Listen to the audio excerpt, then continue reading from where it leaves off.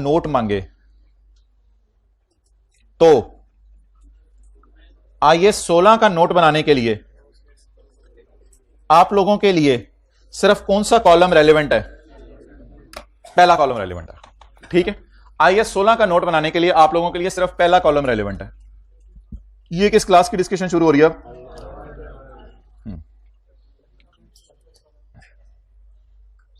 चलें जी, देखते रहिएगा। 2012 ग्रॉस कैरिंग अमाउंट और अकामुलेटेड डेप्रिसिएशन। एक मिनट बस। Opening addition. अच्छा, मुझे बताएं, आप ट्रांसफर की एंट्री पहले करते हैं या रिवैल्यूएशन की एंट्री पहले करते हैं? जल्दी सोच के बताएं। नहीं, इधर हमेशा आपने ट्रांसफर पहले लिखना है और रिवैल्यूएशन बाद में लिखना है। इसके बाद डिस्पोजल हो गई, इसके बाद क्लोजिंग। इसका सेट पैटर्न है, चेंज नहीं करना कभी भी। Opening, addition, transfer, revaluation, disposal, closing. हां, इधर थोड़ी सी एहतियात कर लीजिएगा। अगर रिवैल्यूएशन साल के हमारे सवाल की तरह पहले दिन हो रही है तो फिर ऐसा कीजिएगा, पहले ट्रांसफर कर दीजिएगा और फिर डेप्रिसिएशन रिकॉर्ड कर दीजिएगा। इसमें थोड़ा ध्यान रखना है बस, वरना डेप्रिसिएशन ट्रांसफर को रिवर्स और डिस और क्लोजिंग। Okay, let's start. खूबसूरती के मार्क्स नहीं है।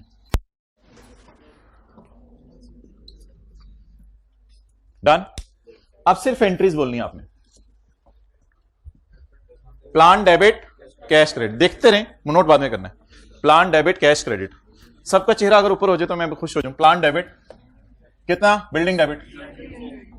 नहीं, कैरी डाउन नहीं निकाल लें, पहले एंट्रीज पूरी करें फिर कैरी डाउन। अगली entry plan debit, cash credit. 15 रुपए की entry. Depreciation debit, accumulated depreciation. Accumulated depreciation को बढ़ा दें। ये जनरल एंट्री होगी। अब कैरी डाउन निकाल के अगला साल शुरू करेंगे। 300, 285। अब क्या मैं चल के उधर जाऊं या ओपनिंग बैलेंसेस लिख लूं? 2013, ये वाला 300, ये वाला 15।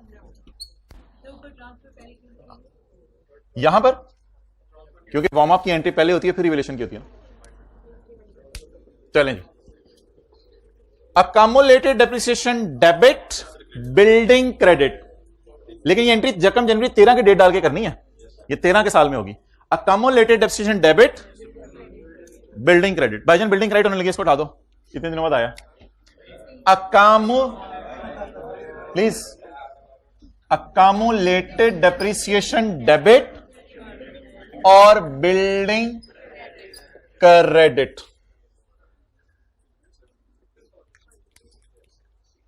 Next please. बोला मत तो, ऐसा तो बोला मत करें जिससे बाकी भी परेशान हो। हाथ खड़े करके बताएं, खामोश। अगली एंट्री बोलें, बिल्डिंग डेबिट। ना, बस छोड़े परे, बस मेरे लिए काफी है।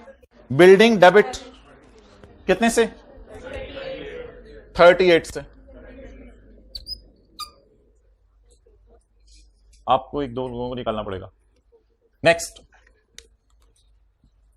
17 की entry, depreciation debit, accumulated depreciation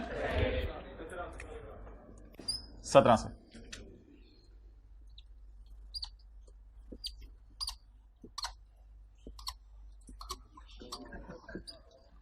जी 320,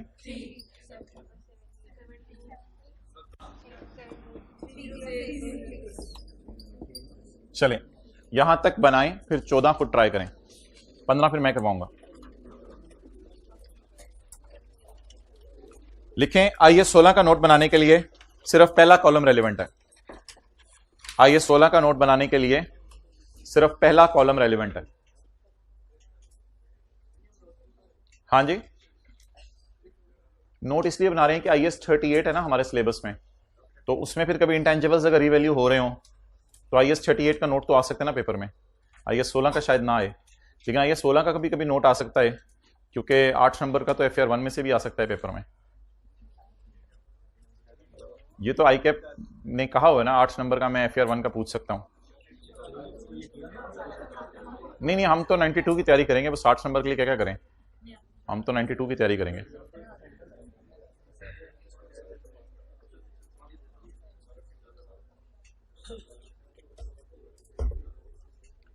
अब साथ वाला कह रहे हैं मैंने तो सोचा था हर सवाल आधा सही कराऊंगा, इसका मतलब है एक सवाल के तो 8 गए, तो एक सवाल पूरा भी सही करना पड़ेगा। अच्छा जी, कोई आप ही जैसे लोग पास होके भी आ जाते हैं, ऐसे आप उठाओ जल्दी जी। जो R1 R2, हाँ तो R2 में जाने से पहले R1 उसका हो गया होगा ना तैयार।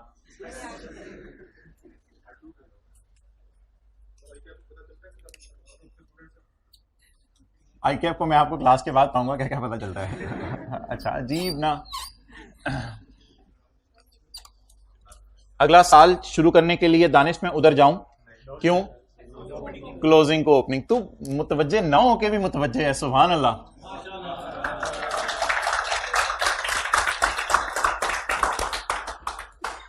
अच्छा जी नेक्स्ट, कुतुब को आज हम सजा देंगे जब ये नमाज पढ़ के निकलेंगे। बहुत बोलने लगे हैं इन्होंने, 3 मिनट के अंदर 5 कुल्फियां खाएंगे ये मस्जिद के बाहर खड़े हो, ठीक है? इसको हम सजा देंगे आज। क्या? You will feel like in Siachen. Entries पे ग्रिप हो, हर चीज आसान है। वार्म अप की एंट्री बताएं। अकमुलेटेड एफिशिएंट डेबिट बिल्डिंग क्रेडिट कितने से? 17 से। अकमुलेटेड डेप्रिसिएशन डेबिट बिल्डिंग क्रेडिट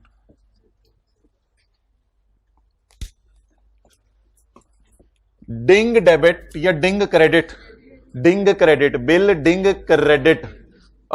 छोड़े परे, बिल डिंग क्रेडिट, डिंग क्रेडिट, बिल डिंग क्रेडिट।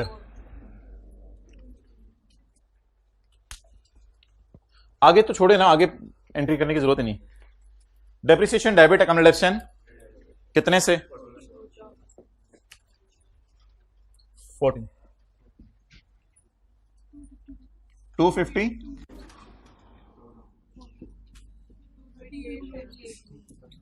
आपको बताइए कैरिंग अमाउंट्स निकल रही हैं या टैक्स बेस निकल रही हैं? Carrying amounts. और ये आप लोगों ने बड़ा अच्छा काम किया, साथ वाले को लगाया हुआ है कि तू उधर से इधर बीवी चेक करता रहे। 306238 हम प्लीज 306 एंड 238। ये जो आपकी लाइन, प्लीज ये जो लाइन आपकी क्लोज हो रही है ना, ये इंश्योर करेगी कि ये बुक वैल्यू और आपका नोट सारा सही बना है। तो ये लाइन से ये कितने लोगों को पता चल रहा था, कितनों को आप पता चला? चपेड़े आनी चाहिए। अच्छा आखिरी साल भी एंट्रीज पे ग्रिप मजबूत होनी चाहिए हमारी, आखिरी साल भी एंट्रीज पे ग्रिप मजबूत होनी चाहिए। पहले सबसे पहले क्लोजिंग को क्या बना लें? 252 14। चलें जी, चलो निच भी हो गई। अकामुलेटेड एफिशिएंट में 14 का बैलेंस पड़ा हुआ है। Accumulated efficient debit building credit 34 से नहीं 14 से जो बैलेंस पड़ा हुआ है। Accumulated efficient debit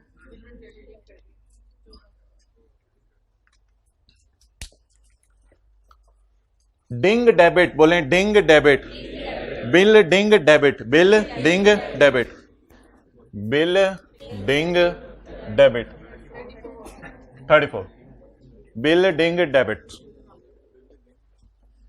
accumulated efficient credit, accumulated efficient credit 14 रुपए। Accumulated efficient credit, accumulated efficient credit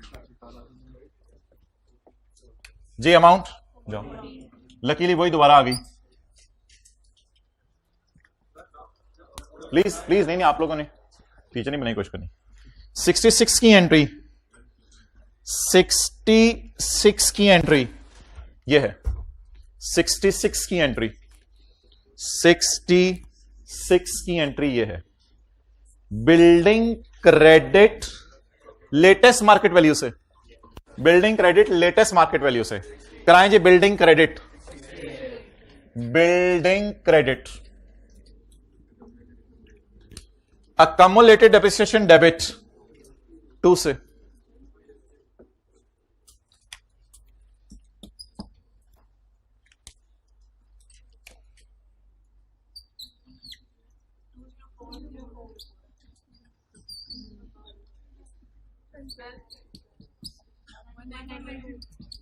$192, ये वाला 192 नोट करो। कितने लोगों को अगर बनाने को कहा जाता और उनको ना बताया होता तो वो सिर्फ पहले कॉलम को देख के बना लेते? कितने लोग शायद सारे कॉलम देखकर कुछ सोच रहे होते कि क्या करना था? तो अब मैं 3 फिक्रे बोलने लगा हूं। चाहे P&L और स्टेटमेंट ऑफ इक्विटी बनानी हो, चाहे करंट टैक्स और डेफर्ड टैक्स की वर्किंग करनी हो, चाहे IAS 16 का नोट बनाना हो, इन सब के लिए जो ग्रिप मजबूत होनी चाहिए वो जर्नल एंट्रीज। जर्नल एंट्रीज की ग्रिप जितनी मजबूत होगी, ये चीजें फ्रैक्शन ऑफ सेकंड्स में बना करेंगी। फ्रैक्शन ऑफ सेकंड्स में ये चीजें बना करेंगी। जल्दी जल्दी बस आपने फिगर्स उठानी होती हैं, तो जर्नल एंट्रीज पे आपने ग्रिप मजबूत करनी है और ग्रिप मजबूत करके यहां पे लाके इन चीजों की पोस्टिंग कर देनी। क्लियर? ओके, चलें भाई। आप कुछ बच्चे कह रहे थे जरा कल वाला रिवाइज करवा दें, वो जो जाते जाते 5 चीजें की थी। आज भाई एसी को सही तरह से बाल दो, अब तो हमें गर्मी से लागे।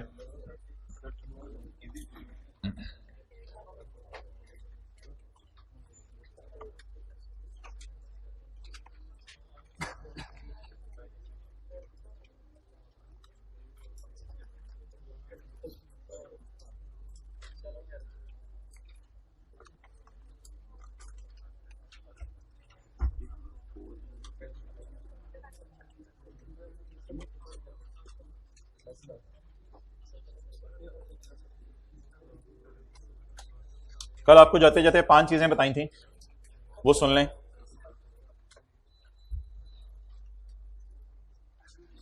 लेसी के केस में आईडीसी, सुन लें। लेसी के केस में IDC, PV of lease payments is 100 and lawyer fees paid by lessee is 2। ये पेज अभी बांटे हैं, ये पेज किताब में नहीं है, ये पेज अभी बांटे हैं। ये कल जाते जाते 5 मिसालें करवाई थी, लेकिन शायद किसी और फिगर से करवाई हो, वो मुझे नहीं याद, तो फिगर्स हल्की फुल्की मैंने चेंज की हैं। तसल्ली से मुझे बताएं कि राइट ऑफ यूज की कॉस्ट क्या होगी? नीचे देखे बगैर बताएं, राइट ऑफ यूज की कॉस्ट क्या होगी? पीवी ऑफ लीज पेमेंट्स जमा आईडीसी जमा इंस्टॉलेशन जमा present value of dismantling will give me carrying amount. What is carrying amount? 102। Tax authorities allow lawyer fee to be deducted when. हमने क्या की है ये बता दें, हमने क्या की है? कैपिटलाइज कर दिया। वो कह रहे हैं इसको कहां डाल लो, तो क्या मैं यहां 102 लिखूं या 2 खर्चे में बुक कर लूं? और यहां 100 भी नहीं लिखना, ये एक अलग बहस है कि लीज में आरओयू की टैक्स बेस 0 होती है, उसकी जगह रेंटल सेंट्रल माइनस होते हैं। ये पहली बात हमने की थी। आईडीसी को बताएं अब क्या कर दिया करना है? करंट टैक्स में लेस। आईडीसी को करंट टैक्स में लेस कर दिया करना है। अकाउंट जनरल रूल है, हार्ड एंड फास्ट रूल है। ये भी लिख दिया आज आपके लिए, ये हार्ड एंड फास्ट रूल है। आईडीसी को आपने लेसर के साथ आईएस 12 हमारे सिलेबस में नहीं है। लेसर के साथ आईएस 12 हमारे सिलेबस में नहीं है। हमारे सिलेबस में ना लेसी के साथ आईएस 12 है। वो तो छापा होता था, किसी जमाने में होता था, वो भी सिर्फ लेसी के साथ। अभी तो कुछ है ही नहीं आपके सिलेबस में। अच्छा, आगे चलें। बोरिंग कॉस्ट नहीं, टेस्ट तो नहीं लगाना पड़ेगा ना, फाइनेंस लीज ऑपरेटिंग और वो है ही नहीं बस। Borrowing cost interest, hard and fast rule है। पहले मुझे अपने ना FR1 का नॉलेज देख के बताएं। CWIP की कॉस्ट है 100 रुपया और बोरिंग कॉस्ट है 4 रुपए, तो बैलेंस शीट में क्या जाएगा? 104। Tax authorities allow borrowing cost to be deducted when. वो कहते हैं बोरिंग कॉस्ट को खर्चे में डाल लो। अब क्या करें? 104 में से 4 को खर्चे में कर दें शू करके, और बैलेंस शीट में क्या शो कर दें? 100। It is not ROU, it is PP। ये तो नजर आएगा बैलेंस शीट। हाँ, हार्ड एंड फास्ट रूल। आगे यहां जरा थोड़ा सा ना आपने मुतवज्जे रहना है। ये जरा कल आप लोगों के लिए एक नई चीज थी। कितने रुपए का एसेट खरीद है? 100 रुपए का। एक बच्चा नजर आ रहा है जो इधर उधर देख रहा है। कितने रुपए का एसेट खरीद है? 100 का। Exchange loss of 6। ना, एक मिनट, वेट। बस यहां रुक के IS 21 बताएं क्या कहते हैं, किसी को याद हो? Cost of asset is 100। Asset रुपए खरीदा 100 रुपए का, एक्सचेंज लॉस आया। अकाउंटिंग वालों ने कहां डाला होगा एक्सचेंज लॉस? P&L में। ये बात आपको पता नहीं चाहिए। पीबीटी तक पहुंचते हुए एक्सचेंज लॉस क्या हो चुके हैं? माइनस हो चुके हैं। अकाउंटिंग वालों ने एक्सचेंज लॉस माइनस कर दिया हुआ है। देखते हैं टैक्स वाले क्या कहते हैं। Exchange loss is considered as part of cost of asset. इसको कर दूं फिर 106। अकाउंटिंग वालों ने कहां डाला होगा? P&L में। तो मुझे नहीं लगता ये बैलेंस शीट में डाला होगा। अब थोड़ा सा करंट टैक्स में सोच लें। पीबीटी तक पहुंचते हुए अकाउंटिंग वालों के लॉस माइनस हो चुके होते हैं। इसको क्या कर दें? ऐड बैक कर दें। और ये मिसाल आपने देखा ऊपर वाले दोनों से जरा उल्टा है। उधर अकाउंटिंग वाले कैपिटलाइज कर रहे थे और इधर एक्सचेंज लॉस को टैक्स वाले। अगर टैक्स वाले कैपिटलाइज कर रहे हैं तो अकाउंटिंग वालों ने क्या कर दिया था? एक्सचेंज लॉस एक्सपेंस को अकाउंटिंग वाले को उल्टा दें। क्लियर? अच्छा जी, अगली बात आप ना तसल्ली से सोचें।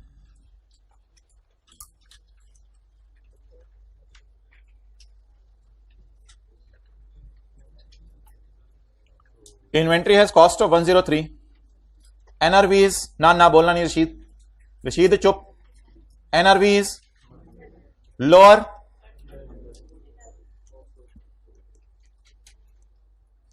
नोट्स में। अच्छा, what is cost? What is NRV? What is lower? NRV is not allowed as per tax rules. टैक्स वाले एनआरवी लॉस को नहीं मानते। They will show it at. मैंने आगे हार्ड एंड फास्ट रूल नहीं लिखा। हो सकता है एनआरवी लॉस को वो मानते भी हो टैक्स वाले, अगर कभी कह देगा तो ठीक है। अच्छा, आप बता दें what is carrying amount? 100। What is tax base? 103। थोड़ी देर के लिए विजुअलाइज करें। अकाउंटिंग वालों ने फिर ये 3 रुपए का लॉस कहां डाला होगा? P&L में। जब अकाउंटिंग वालों ने P&L में डाला होगा तो खर्चे तक पहुंचते हुए माइनस हो गया हुआ है, तो प्रॉफिट तक पहुंचते हुए माइनस हो गया हुआ है। तो टैक्स वाले क्या कहेंगे? इस लॉस को हम नहीं मानते। नॉट अलाउड टाइप चीजें, इंपेयरमेंट लॉस भी नॉट अलाउड था। नॉट अलाउड टाइप चीजें क्या कर देते हैं? उल्टा देते हैं। कितने से? 3 से। ये अकाउंटिंग वालों को लॉस है, वैसे ये मानते हैं आप? एनआरवी लॉस अकाउंटिंग वालों का लॉस है। इस लॉस को क्या कर दिया? उल्टा दिया। लेकिन ये 2 लॉस हैं, इंपेयरमेंट लॉस और एनआरवी लॉस। इनके साथ पेपर में लिखा हुआ करेगा नॉट अलाउड, लेकिन आपने इनको परमानेंट डिफरेंस नहीं लेना, क्योंकि अगले साल जब ये बिकेगा तो इंशाल्लाह डिफरेंस खत्म हो जाएगा, वो परेशानी वाली बात नहीं। तो लिखें इंपेयरमेंट और एनआरवी लॉस के साथ अगर एग्जामिनर कह दें नॉट अलाउड तो बस इनको ऐड बैक कर दें, लेकिन इनको परमानेंट डिफरेंस नहीं समझना। इंपेयरमेंट और एनआरवी लॉस के साथ अगर लिखा हो नॉट अलाउड तो इनको क्या करें? तो इनको ऐड बैक कर दें करंट टैक्स में। लेकिन थर्ड रो हाइब्रिड लिख लें, लेकिन इनको परमानेंट डिफरेंस नहीं समझना।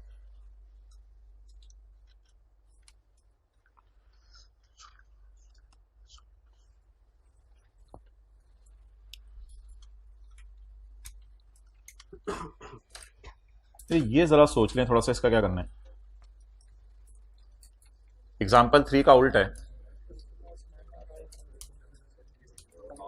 अच्छा, एक बात मुझे बता दें, एसेट किस नेचर की चीज है और इनकम? चलें,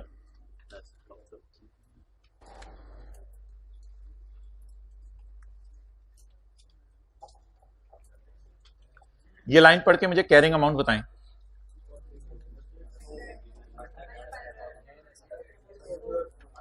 एसेट कितने रुपए का खरीदा है? एक्सचेंज गेन कितना आया? अकाउंटिंग वाले एक्सचेंज गेन एक्सचेंज लॉस को कहां डालते हैं? P&L में। तो अकाउंटिंग वालों ने एक्सचेंज गेन को P&L में डाला होगा या एसेट की कॉस्ट से को प्लस माइनस किया होगा? जल्दी बता दो, एक्सचेंज गेन को कहां डाला होगा? P&L में या एसेट की कॉस्ट से नेट नोट किया होगा? चलो ये तो हो गया 100। और एक और बात आपने मुझे बता दी, पीबीटी में 5 पड़ा हुआ है और बैलेंस शीट में 100। दो बातें आपने मुझे बताई है, बैलेंस शीट में 100 पड़ा हुआ है और पीबीटी में 5 पड़ा हुआ है। गौर गौर से देख के एग्री करें, फिर आगे चलूंगा। बैलेंस शीट में 100 पड़ा हुआ है एसेट के नाम से और P&L में 5 पड़ा हुआ है खुशी के नाम से। प्लीज, एक्सचेंज गेन ऑफ 5, ये 2-3 लोगों ने नोट कर रहा हूं, exchange gain of 5 on acquisition is deducted from cost of asset as per tax loss. कहते हैं एक्सचेंज गेन को क्या कर दो? डिडक्ट कर दो। इसका मतलब है वो एसेट डेबिट टाइप चीज है, इनकम क्रेडिट टाइप चीज है, उनको नेट करके शो कर रहे हैं। मतलब इसका ये होता है कि वो फ्यूचर में सिर्फ 95 डेप्रिशिएट करेंगे लेकिन हम 100 डेप्रिशिएट करेंगे। तो इस बात पे रहने दे, छोड़े परे। टैक्स वालों ने क्या कहा है कि लॉस है कैपिटलाइज करो? नहीं, ये तो एग्जांपल 3 थी। इधर क्या टैक्स वालों ने कहा है? लॉस है कैपिटलाइज करो या गेन है माइनस करो? चले, ये तो हो गया carrying amount of tax base. Accounting वालों ने 5 को कहां डाला हुआ है? गेन में। टैक्स वाले कह रहे हैं इसको गेन में ना डालो, गेन में डालने की बजाय कॉस्ट में एसेट की नेट कर दो। तो ये आखिरी एग्जांपल थी जो हमने की। तो ये 4-5 मोटी मोटी एग्जांपल्स थी। डन। चलें जी, निकाल लें भाई पास पेपर क्वेश्चन 10। ये हम पढ़ लेते हैं इंशाल्लाह, फिर कल इसको करना है पास पेपर क्वेश्चन 10। और बड़ा कल आप लोगों ने ना तैयार होकर आना है। परसों से IFRS 8 शुरू करना है, परसों से IFRS 8 शुरू करना है। हाँ, IFRS 8 तो 3-4 दिन के काम है, फिर IFRS 9 4-5 दिन का काम है, फिर वॉल्यूम 2 आ जाना इंशाल्लाह। मैं पूछूंगा उससे, मुझे आज मिला ना तो मैं उससे पूछूंगा आपने कब आना है। मेहरबान। पेज नंबर, क्वेश्चन कौन सा वाला भाई?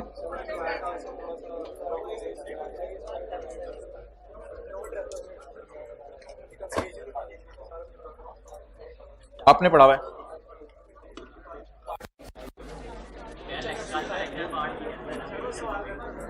पार्ट भी रहते तो कौन सा वाला? जल्दी बताया करना। दुआ लिमिटेड वाला, वो जो रिसर्च वाली बात थी, दुआ लिमिटेड की रिसर्च वाली बात मुकम्मल नहीं हुई थी ना, बस बाकी तो सारा मुकम्मल हो गया था। ठीक है, वो सुबह फ्रेश माइंड से करेंगे कल। दुआ लिमिटेड वाली नोट में तो कुछ भी नहीं है यार, वो नहीं हो रही।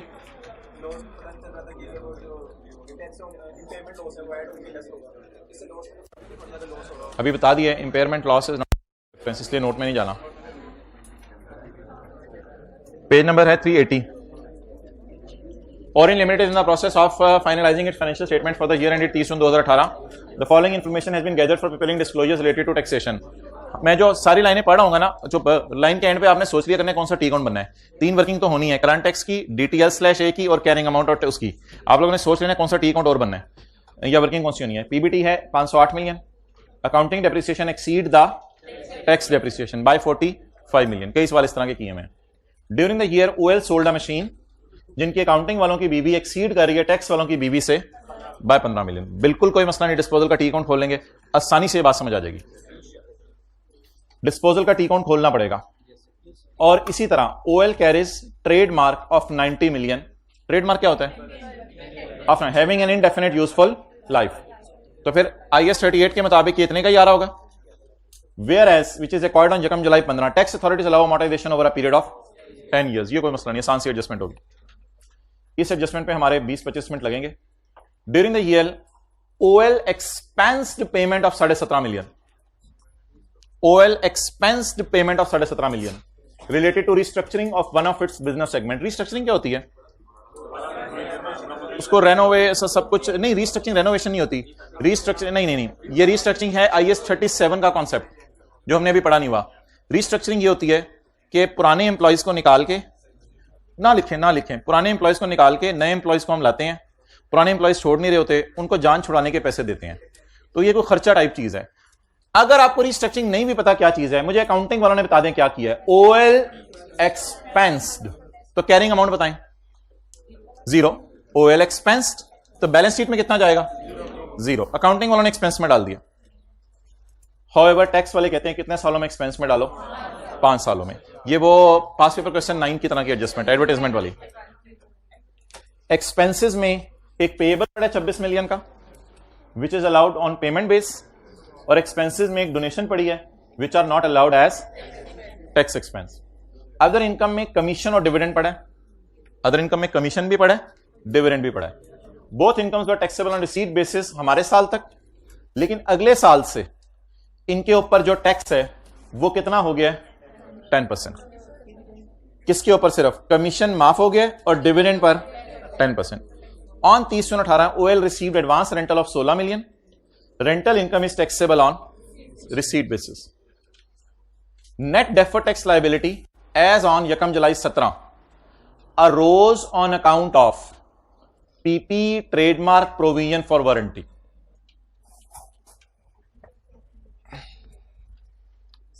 दो मिनट आपको दे रहा हूं, सोच लें।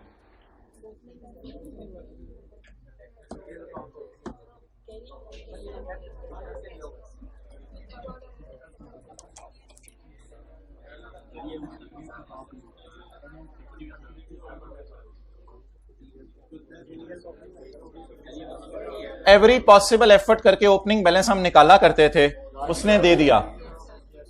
ये पिछले साल का DTL/A एज ऑन है, DTL एज ऑन पिछले साल का एंड। लेकिन मुझे सिर्फ ये चाहिए, it is my opening balance, it is my opening balance. ये DTL का टी अकाउंट खुलेगा, उसका ओपनिंग बैलेंस हो जाएगा 25.2। लेकिन इंटरेस्टिंग बात, एक मिनट, ये जो है ना, ये कॉलम जो है टैक्स वाला है, ये बेटा है, इट इज DTL/A जिसपे टैक्स रेट लगा हुआ है, और ये कॉलम है जिसपे टैक्स लगा हुआ है एट द रेट ऑफ 30%। अब करना यह था पेपर में, आप लोगों ने, मैं बताता हूं, करना यह था पेपर में, इस डाटे को वर्किंग में ले जाना था और वर्किंग में लेके जाके कैरिंग अमाउंट निकालनी थी, रिवर्स वर्किंग करके टैक्स बेस निकालनी थी और डिफरेंस निकालना था। यह काम आप लोगों ने करना था, और यह काम इतना आसान था कि आपकी सोच है। अच्छा, पहली बात, ये क्या है, ये क्या है? बहुत टेंशन चाहिए आपकी, ये क्या है? मुझे कैसे पता चला? ये लायबिलिटी होगी। नेक्स्ट, अगली बात, इसका मतलब है ये फिर DTL होगा, ये DTL होगा और ये DTA होगा। एक दो मैंने ICAP के भी आपको सॉल्यूशंस दिखाए थे। DTL के लिए पॉजिटिव साइन यूज करें, DTA के लिए नेगेटिव साइन। बड़ा अच्छा एग्जामिनर, उसने नेट का लफ्ज लिख दिया, कहते हैं ओवरऑल DTL ही आ रहा है मेरा, लेकिन वो नेट है। Net of what?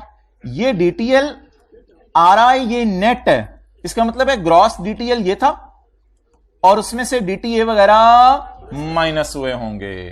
तो ये पिछले साल की वर्किंग आपको देने की कोशिश कर रहे हैं। बता दें अब ये क्या है, एज ऑन DTL। नेट का लफ्ज क्यों लगाया है? DTL के गांव के लोग भी होंगे, DTA के गांव के लोग भी होंगे। अच्छा, अब 1 बाय 1 शुरू करते हैं। मुझे बता दें ये डिफरेंस वाली फिगर्स तीनों की मैं कैसे निकालूं? ये figure divided by 30 multiplied by 100। ये फिगर डिवाइडेड बाय 30 क्या मतलब? अगर इस फिगर पर मैं 30% लगाऊं तो 34.5 आता है।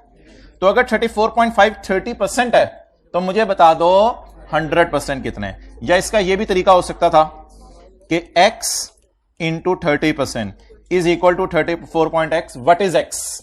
जो मर्जी आपको पसंद आए उस पर आप चल सकते हैं। मैं ऐसे करने लगा हूं कि सारी फिगर्स को 30 पे डिवाइड करके 100 पे मल्टीप्लाई करने लगा हूं। करवाएं, डिवाइडेड बाय 30 मल्टीप्लाइड बाय 100 100। और कुछ लिखवाएं। एक्सेलेंट, बाप का नाम, बाप का नाम, ये भी जरूरी था, बाप का नाम। आगे 5.4 डिवाइडेड बाय 30 मल्टीप्लाइड बाय 100, बाप का नाम TTD। 14.60 divided by is equal to deductible temporary difference. Next,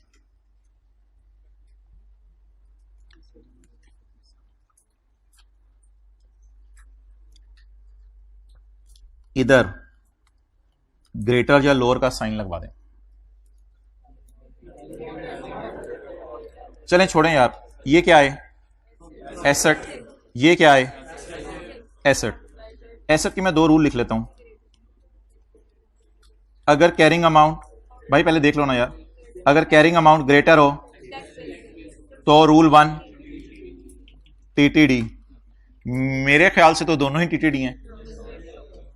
M I damn sure कि ये ग्रेटर हुआ होगा तो टीटीडी आया होगा, ग्रेटर ना होता तो टीटीडी ना आता। और ये भी ग्रेटर हुआ होगा तो टीटीडी आया होगा ना। तो I am damn sure regarding this. इसके अंदर अल्लाह का शुक्र है कोई मसला नहीं। नेक्स्ट आगे चलें। लाइबिलिटी में डीटीडी आ रहा है। आपको याद है लाइबिलिटी में डीटीडी वाला रूल कौन सा था? रूल नंबर 3 था या 2 था? Rule number 3। If carrying amount of is greater than it means कि ये भी कौन क्या हो गया? ग्रेट। ये कैसे पता, एक मिनट, ये कैसे पता चला कि इनकी नेचर क्या है? इन्होंने बताई। ये कैसे पता चला कि यहां साइन यूज करने हैं? इन्होंने नहीं बताए। एसेट लाइबिलिटी भी देखना पड़ा कि एसेट है या लाइबिलिटी है।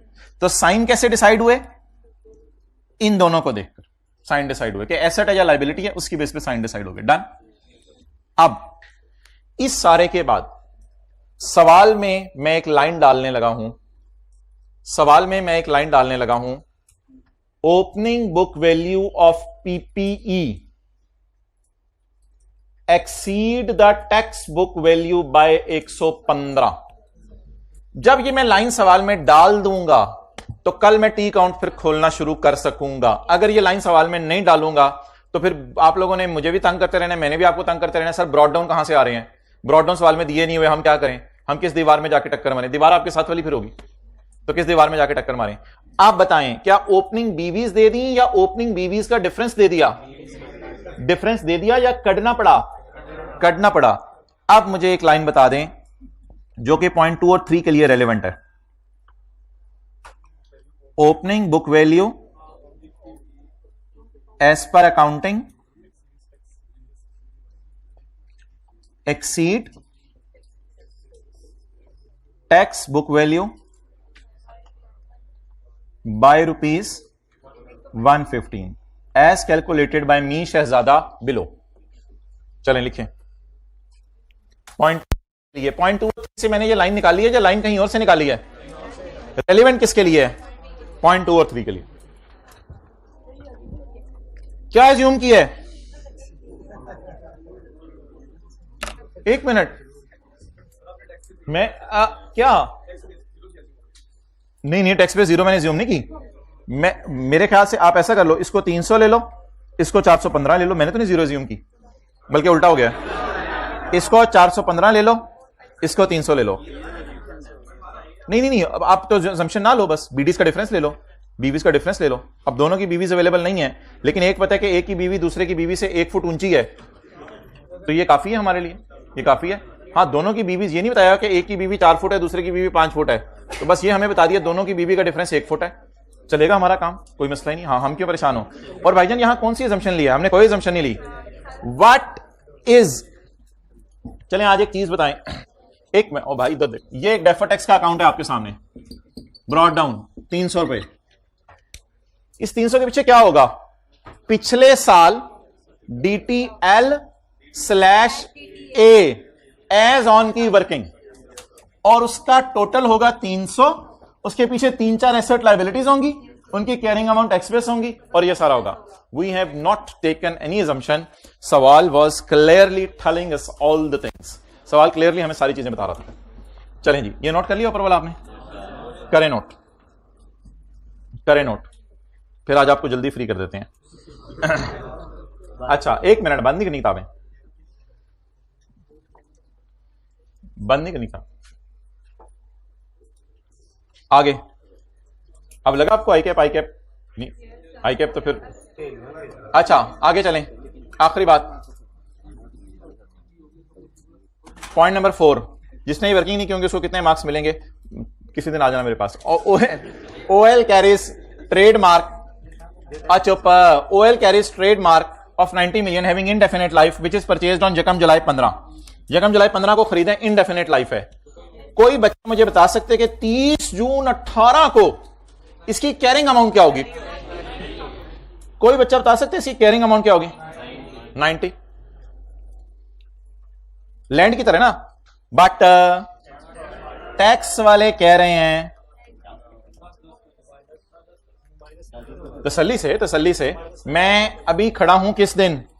यकम जुलाई 17, तसल्ली से मुझे बताएं, यकम जुलाई 16 तक 1 साल डेप्रिशिएट हुआ होगा, यकम जुलाई 17 तक 2 साल, तो 90 डिवाइडेड बाय 10 या 90 मल्टीप्लाइड बाय 10% भी कर सकते हो, 90 डिवाइडेड बाय 10, 1 साल का डेप्रिशिएशन -9, कितने साल डेप्रिशिएट हो गया?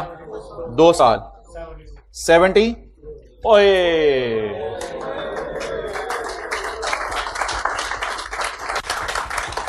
ट्रेडमार्क में उसने इतना ज्यादा डेटा दिया हुआ था कि ये डिफरेंस चेक भी हो सकता था, इतना ज्यादा डेटा सवाल में दिया हुआ है कि डिफरेंस हमने चेक भी कर लिया है, 90 और 72। जाएं जी, अल्लाह हाफिज। अब होमवर्क आपने सिर्फ एक ही सवाल करना है, क्वेश्चन 30 कौन सा वाला था? ये जो 30 था लंबा सा, जो अभी पूरी क्लास में करते रहे हैं, ये सवाल करेंगे होमवर्क में। ये लोग कितना कर लेंगे? टाइम होगा किसी के पास? यार ये करके आ जाए तो कमाल है। वैसे शार्प बच्चे अलग हो जाएंगे, नॉन शार्प अलग हो जाएंगे।